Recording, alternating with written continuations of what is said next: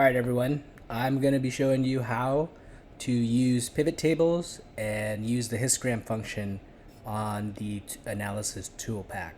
I've been having some questions about this topic, and so I think I'll just make a video with the data that the professor posted.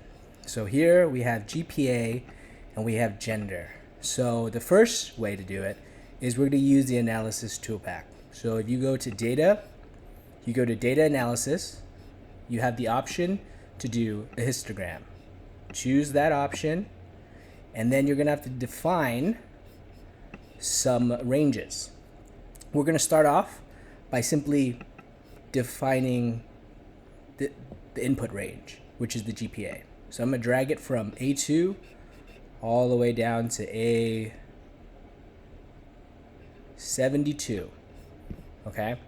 We're gonna specifically designate an output range so that we can see it all in one worksheet, so it's clear for you all. Okay, we're gonna do a chart so you can see the histogram. We won't choose cumulative percentage for now, but let's see what happens. So here you have the histogram from this function.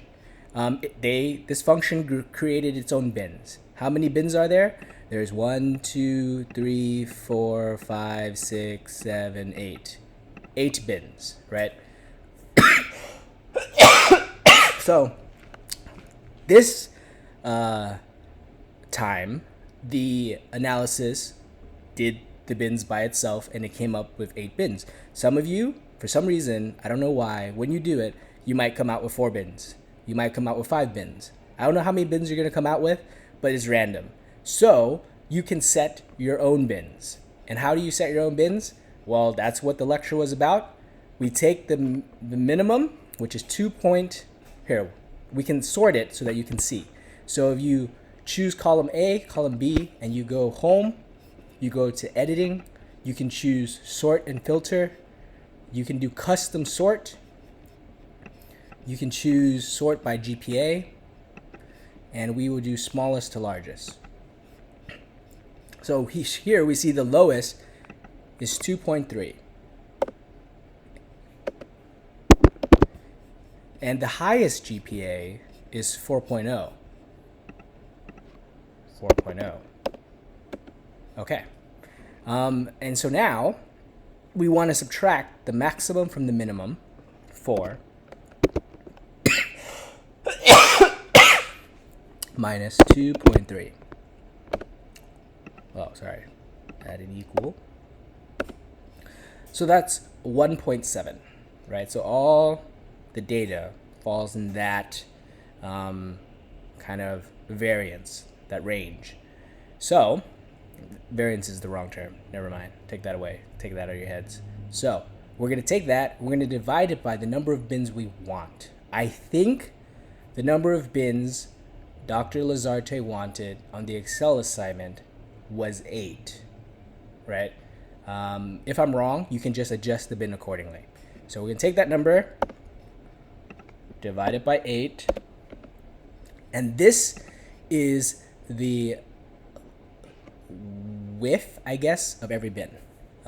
So the problem with using this as compared to a pivot table is that you have to determine the bins yourself. So it requires some calculations before you can put it into that tool, that analysis histogram ToolPak, right?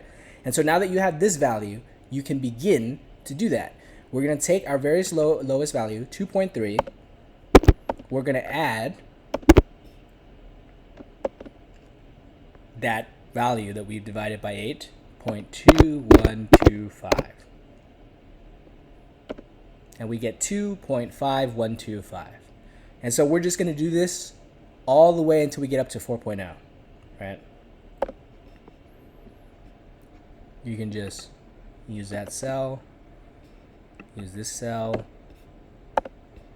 use that cell, add this cell. I tried dragging it. If you drag it, it won't work. Now, if you know how to get it to work, go for it. It's only 8 values, so not that big of a deal. But this is also the downside of using the ToolPak for specifically for histograms, at least. In other ways, the ToolPak will be much more efficient.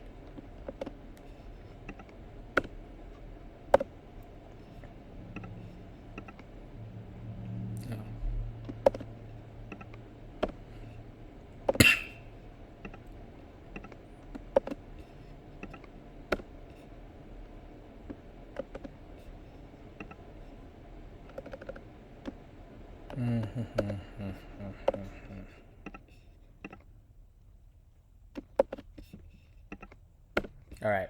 So these are the upper limits of our histogram, of our bins, of what we want it to be. Now, these aren't the real limits. So this is the confusing part. This is the part where you have to do some mental gymnastics if you don't understand it conceptually, right? And so you don't need to. You just need to do what I tell you to do, which is you're going to add 0.005. So if you would look at GPA, the highest or the furthest that a GPA goes down the decimal is 2 places. So like here you see 2.3, 2.4, 2.65. There's no situation in this data set where it goes to 3 decimal places. So you're going to make it so that there's actually a real limit, because currently there are overlapping limits. So how this would be done if it wasn't GPA, it was a flat number, if it was like 5, 10, 15, right, 20, what you would do is you would just add 0.5 to it. So it would become 5.5, 10.5, 15.5, 20.5. Okay? But this is the GPA, so we got to play with it a little. So you're going to add point, or here, we'll just make a new category, new cell, 0.005. Add it.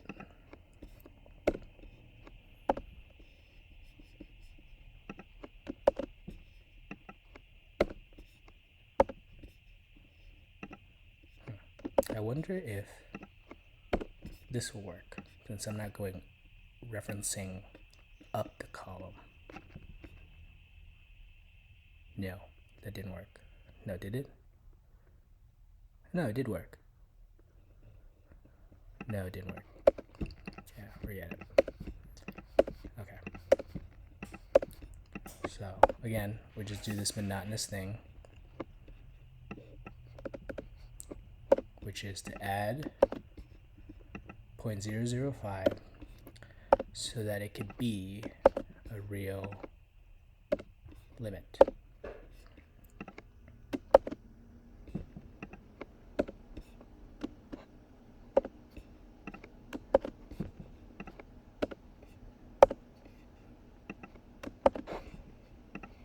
Okay. So this would be, okay, it's better to call this, I guess, limits. And this will be the boundary, right? So we're going to make a different histogram. I'm going to delete this.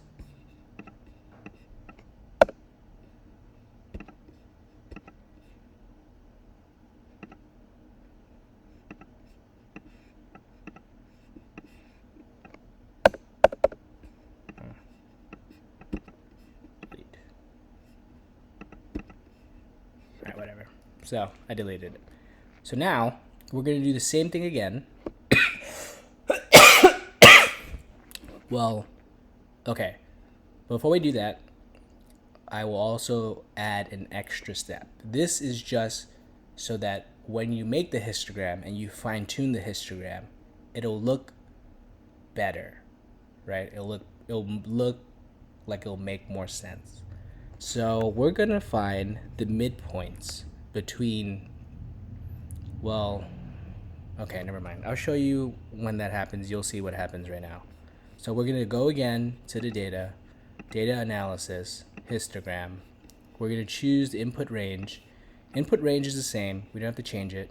Now we're going to change the bin range. We're going to specify this as our bin range. And we're going to chart the output on here. I'll show you what it looks like if you check the cumulative percentage box. Okay.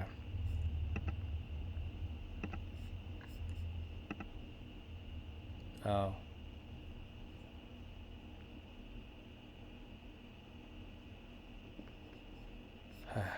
The output range.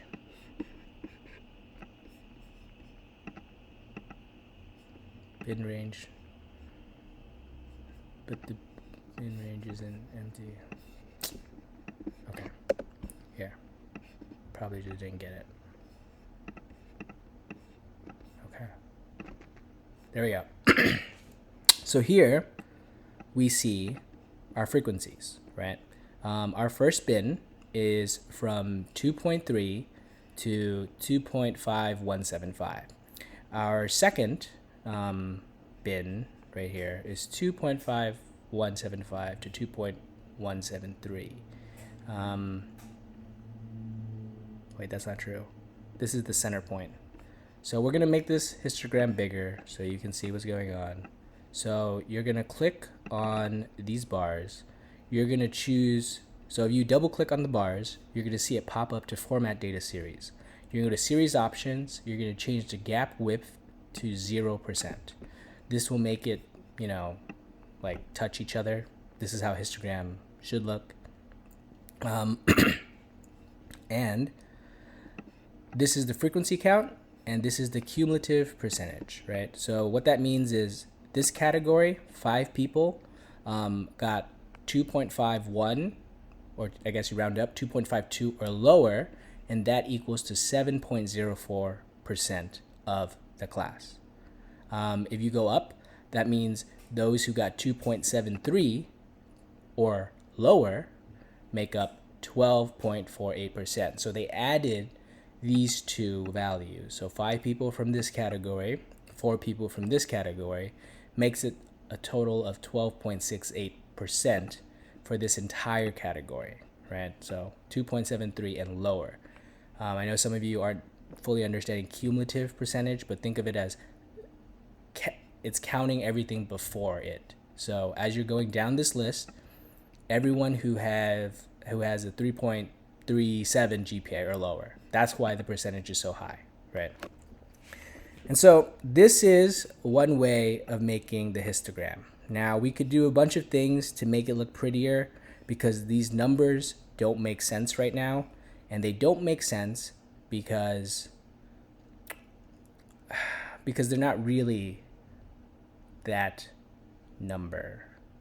So let me show you. So 2.3 plus, so here's 2.3, this is 2.3 plus 0.2125.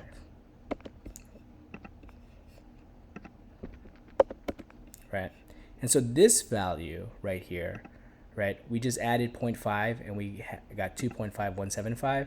And so this first bin, the number says 2.5175, but it doesn't mean those who had 2.5175 were 5 people. It means between 2.3 to 2.5175, right, has 5 people.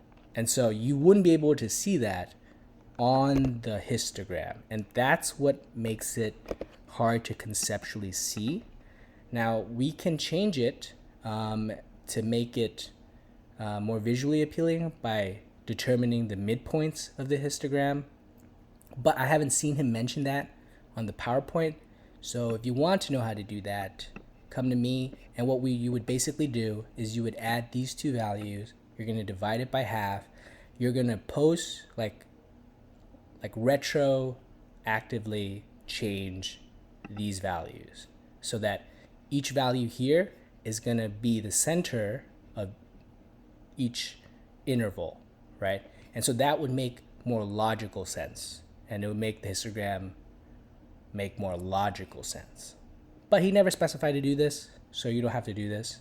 And so this is the downside of using this function from the analysis pack. You have to basically calculate the upper limits. You have to turn it into a real limit by adding, like 0.05, 0.5, depending on what type of numbers you have.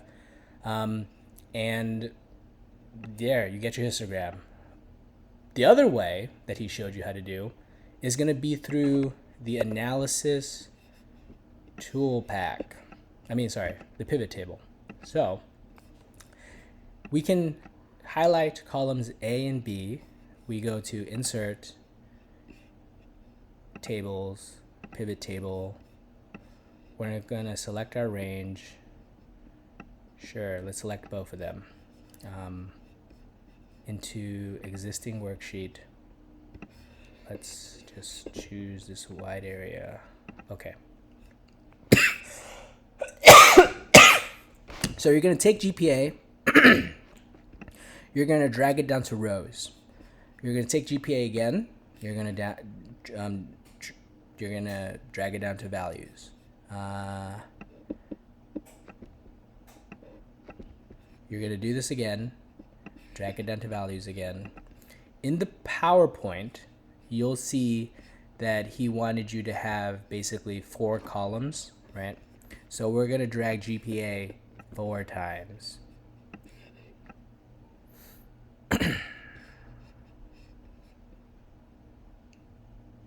Oh, okay. Sorry. We're going to change the values first. So first is going to be the count of scores. So we're going to, the count of GPA. We're going to change sum of GPA to count. There. We're also going to change the second one to count again. So same thing, change it to count.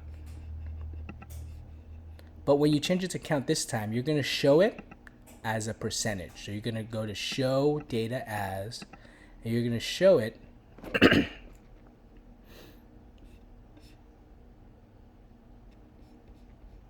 as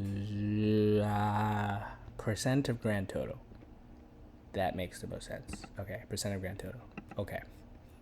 You're going to do the same thing again. Drag GPA down. You're going to change sum of GPA to count of GPA. And you're going to go show data as, this time you want to do cumulative percentages, cumulative frequency. The first 2 rows was relative frequency and relative percentage. Now it's going to be cumulative frequency and cumulative percentage. So for cumulative, you're going to choose running total, right? So running total in. Okay. For the fourth value, you're going to change sum of GPA to count, and this time it's going to be percent running total. Okay? And so now you have your 4 categories. He wanted you to define the range. And so earlier, we took the range, which is 4.0 minus 2.3, and we are dividing that by 8. This is going to determine our interval width, which is 0.2125. So you're going to click on any of these rows right here under row labels. You're going to double click. You're going to go to group. You're going to group by, right here, starting as 2.3, ending as 4.0. You're going to group by that interval width that we calculated because we wanted 8 bins for this data set. So we're going to make it by 0.2125. And then it'll categorize it in bins for you. These values and the values that we did with the analysis tool pack are the same. You will get the same percentages, the same count, the same frequency. Oh, for some reason, this last row isn't in percentage. So change that to percentage running total. There you go, right? And so this is what he basically wants you to do with the pivot tables. Now, to make a histogram of this, you just highlight these values right here. You go to insert, you go to this chart, 2D column, choose the first option. The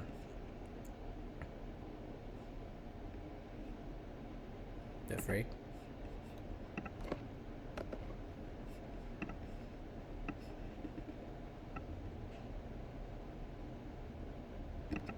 Copy. Paste. Values.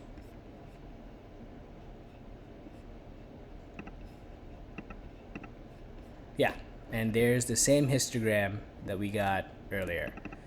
This one will tell you the interval. So if you look down, you see this interval right here. We can manually change this if you want. So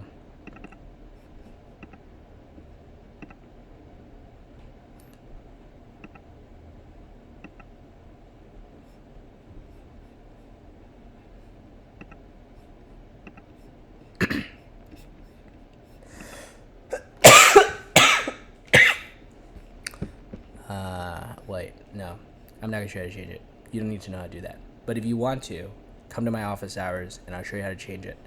But this is how you make a histogram with the pivot table.